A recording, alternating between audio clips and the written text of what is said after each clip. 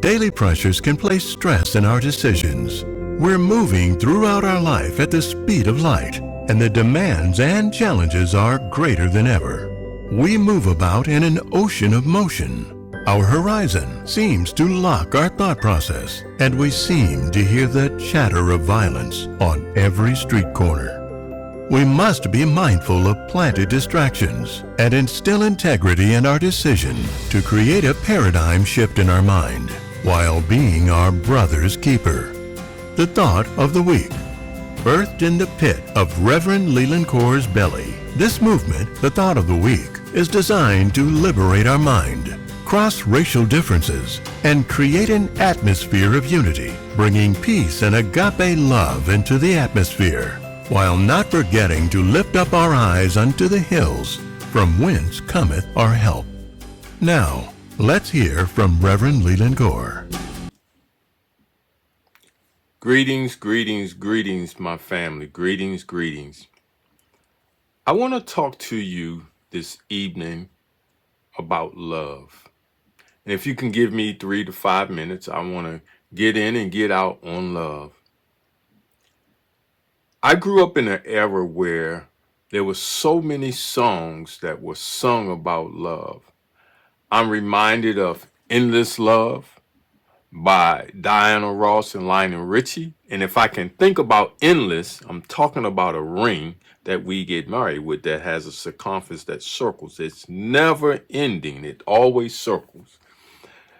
You know, I'm reminded of the song that many have sung. What the world needs now is love, sweet love.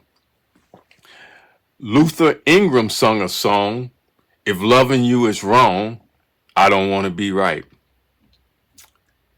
But my Uncle Walter's favorite song, Love and happiness,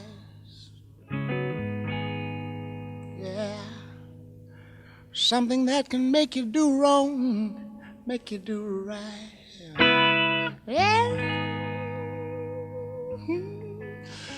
Love.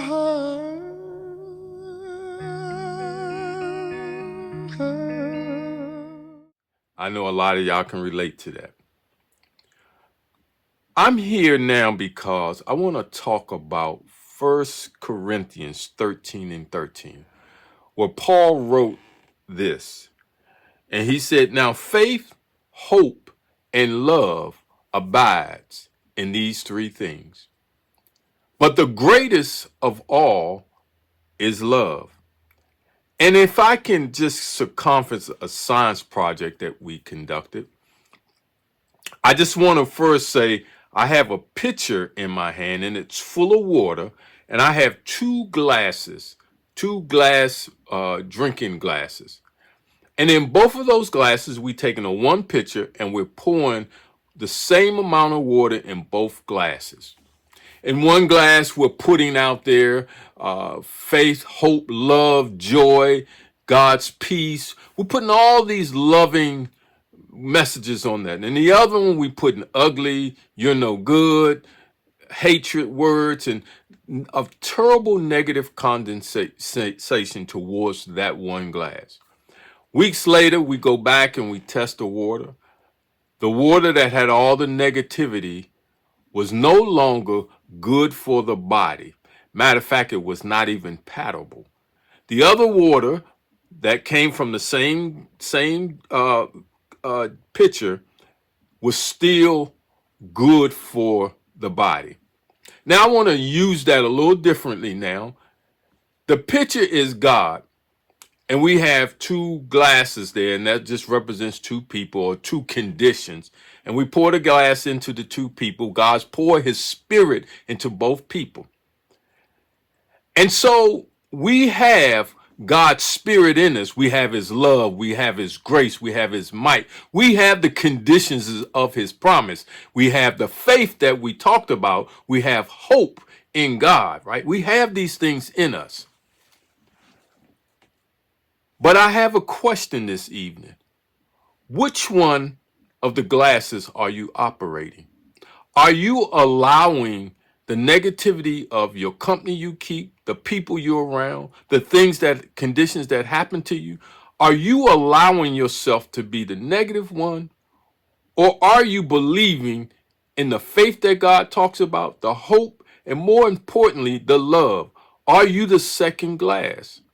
My brothers and sisters, God has given us something, and he said he's given us a gift. He said in John 3:16, for God so loved the world that he gave his only begotten son, that whosoever believe in him shall not perish, but have everlasting life.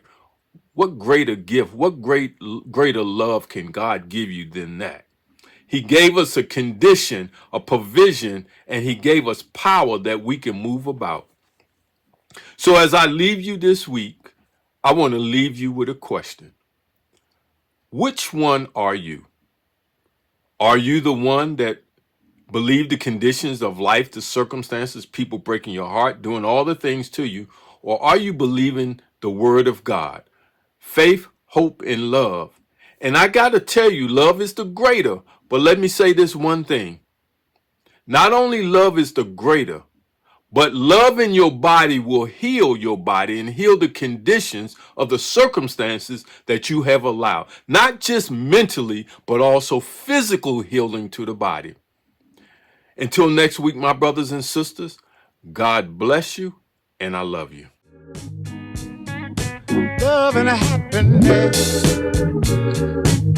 But wait a minute, something's going wrong. Someone's on the phone, 3 o'clock in the morning, yeah, talking about how she can make it right, yeah. Happiness is when